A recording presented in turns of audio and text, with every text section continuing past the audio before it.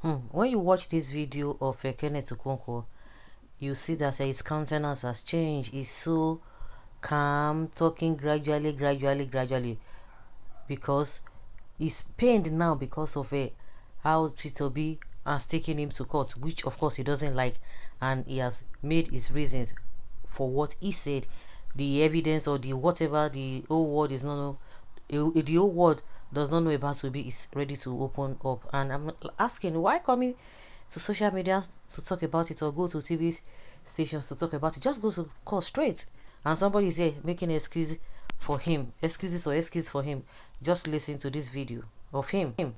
So Kenneth Okonkwo has come out to explain exactly what happened between him and Peter Obi. And after listening to him and some of the things Peter Obi also said on today's interview, I've come to realize something that is very critical between the both of them. In fact, Kenneth, after speaking here, I became a little bit emotional, but listening to him, when we went into the coalition, I made it clear that the only road, or the easiest road, to beat Tinubu is all the opposition parties. Yeah. All the opposition leaders coming together under one umbrella. We're not having that, Ken. That's what I'm saying. So within that context was when I said, you must pick somebody from the Southeast. And he agreed. And when we had that arrangement, it was himself, Peter Obi, and Rotimi Amechi, that we are the people showing interest from the beginning. Yeah. And then Hartidin came last, as in now. Yeah. Peter Obi left. That's true. If he hadn't left, of course, I must have to be honest with you. Even when I was agitating for that, he was the one I had in mind. That's why I said, I see. That's the truth. People did not know, but go behind. Okay, but I don't think you disclosed that. No. Disclosed that for the first time. Yes, go behind. People think I have any grouse against Peter Obi. No. I want the best for him. After having been with him, I believe that he needs tutelage on the national level. Just like I'm telling you, that some of these people that have this, microscopic knowledge from where they're coming from. Yeah. So, and I said, okay, if he agrees, and I expressed my reservation that eventually he will leave. But I told them that if he agrees, let him go and contest for the presidency within the coalition. If he wins, everybody will support him, including myself. I made it public. This one was not. I said, whoever wins, I will support the person, including him. Yeah. Then if he does not win, I made it clear to them that the vice president post for him is not negotiable. Then we didn't have any other person from the Southeast. So when he left, we were thrown into confusion. But I still insisted that they should look for the Southeast. However, look at the impediment. Whoever you must consider would have been a member of ADC 21 days at least before that primary. They were mentioning some wonderful names. Ngozi Okonjo-Iweala, Kingsley Moghalu. They even say Governor Oti. Some even say Governor Soludo. Wonderful people. But they're not members of ADC. So we are now, like disadvantaged. But I expected, and of course the name Amechi has some, similarity with the name Okonkwo. So, but I was just talking about geopolitical balancing. Right. So I'm like, even if you do not eventually pick Southeast, you have to give them the respect of calling all their leaders and telling them, look, these are my situation, these are my handicap. And that does not mean that my intention of being the gateway to Southeast president is aborted. So if you had done that and then explained, then people would have understood. But I was reliably informed, and of course, to my knowledge, he was not in Nigeria. And remember, the timelines are still, encroaching. Right. Where you will upload, where you do that. So then there has to be an announcement. Okay. So I raised objection to it because I'm a man that acts from my heart. So I raised objection to it. And look at the matured democratic way he handled it. I was aware. How did he handle it? Good. He reached out to everybody, including me. I was aware that to be a spokesperson was already there for me. And I was willing to give up everything if Southeast is not considered. And he was like, because he had told me before. You said that publicly? Good. He had told me before. He said, your kind is rare. That he does not understand in modern Nigeria, where somebody is willing to give up all his personal benefits for his people. And rather than vilifying me, it was making him to like me the more. I was even surprised.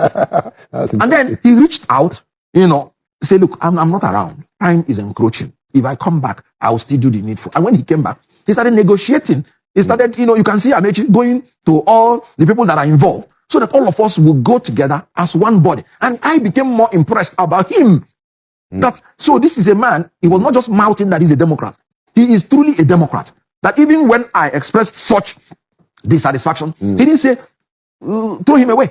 He said, no, his reservations are genuine. Go and negotiate with him. And when everything is placed on the table, you will see that he didn't have any choice. Interesting. So I am happy with all the resolutions, and I came back with all my mind more refreshed, more believing in him, and believing in a better Nigeria under him. So after listening to Peter Obi on the actual day's interview, and also listening to what Kenneth said here, I became a little bit emotional. I'm going to be very honest. But you know, one of the reasons why I refused to comment on the matter before now is because I knew these people are brothers, and brothers' anger does not get to the heart. It's always on the surface. They will resolve and all that. But you see, where I now have a problem is the fact that Peter Obi took this case to the court. Peter Obi shouldn't have taken that case to court. That's the first thing. Kenneth overdid some of the things. He was overzealous about the new job he got, but Peter Obi's response was not necessary. Ignoring Kenneth would have been better, and a true politician would have just ignored Kenneth. So, here is it. Peter Obi taking Kenneth to court was wrong for me. And then also saying he took him to court because he wanted to come and prove what? Was it even necessary? People are not even interested in what Kenneth was saying. So taking him to court was totally unnecessary. You guys are brothers. At the end of the day, if you both lose in the next election, you go back home to the same house. So what was the need? And in politics, you don't burn bridges. These are some of the things that I would like politicians to learn from Tinubu. Tinubu does not burn bridges. See, no matter your position about Tinubu today, tomorrow if he needs you, he will contact you. And that is why he will always keep these things, these tracks. No, but if Tinubu was someone else, Ren Omokri will be in exile. If Tinubu was someone else, Daniel Bola will not come to Nigeria until he's done with presidency. A lot of people who stood up, including myself, a lot of bloggers who took it upon themselves, called Tinubu all kinds of unprintable names. Today, we are working freely in the country, not because Tinubu doesn't have the rights to drag all of us to court or whatever, but because he's a man who understands that politics comes with a lot of all this kind of, a lot of challenges. You saw even in America, politics is not different. So I would say Peter Obi should go and withdraw that case from the court. He should go and withdraw that case. It is total, there's no need for that case. And if he continues with that case, I'll tell you that he does not yet understand politics, especially Nigerian politics. Well, what I can say in this video is that this man called Kenneth Okonkwo, you can see his countenance has changed. He's calming down. Unlike before, he will just be tearing up and say, what is this? If you want to explain some things or you want to reveal some things, you say it in a calmly way. I have never seen where Obi, because if Obi had said anything before now, because he was the one who just came from nowhere and started boiling and shouting, getting angry. If he's responding or being angry to what Obi said to him, it should have been a different thing. He's just the one who created the whole thing where there's no problem. Now when they don't serve and lawsuits now, he don't they calm down. And this person is telling us that he's understand his frustration. Like what are we talking about? Yeah? I better talk another thing. I think say you get sense. Damage control. Oga, forget all these things he's saying. Obi is here to understand leadership qualities. Okay? Obi is not a leader. Okay? You need to get the original problem why Obi took the case to court. So Obi shouldn't have taken the case to court. And you are saying that he just criticized Obi. Criticized what? They say somebody collected money. Somebody collected money. Is that criticism? Somebody that people believe that he does not say he collect shishi or give shishi. He said it himself, he does not give shishi. But somebody said he collected bribe from people. And the people he said he collected the bribe from, they said they didn't tell Kenneth Okonkwo. And Kenneth Okonkwo is telling us that he has a written message that is sent to him. So that is what he's going to present in court. And like I said from the beginning, you can see that his countenance has really changed. And you say that is you are criticizing somebody. Oh, Obi does not have a leadership skill. Oh, Obi, the way and manner at which he did, he conducted himself in Labour Party, he just left. He doesn't want to stay back in the party. Those are criticism. It's a different thing. You are not tarnishing his image, but you say somebody collected money, bribe, and you are telling us that you understand. You now understand Kenneth Okonkwo. You are not pitying him.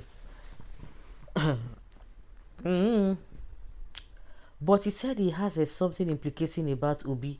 Did you hear his reason for taking the matter to court? No, this one is just I don't know which level this one gets. Where you won't come to speak for Kenneth Okonkwo. Even Kenneth Okonkwo knows Peter Obi is right, taking the matter to court. Please, if people are interested in this case, so Ken should go to court and prove himself. I don't even understand. Going to grant interview, does that make sense? You don't need all of those things. Just go there and expose and disgrace Obi if you have anything against him. Did you people listen to Obi at all? Kenneth said he has a lot of secrets about Obi to review. So Obi said, okay, go to court and review it. There's nothing bad about that. If people want to beg on his behalf, I think it's understandable that to tell us that Obi shouldn't have taken him to court. That is where you are pitting Kenneth Okonkwo.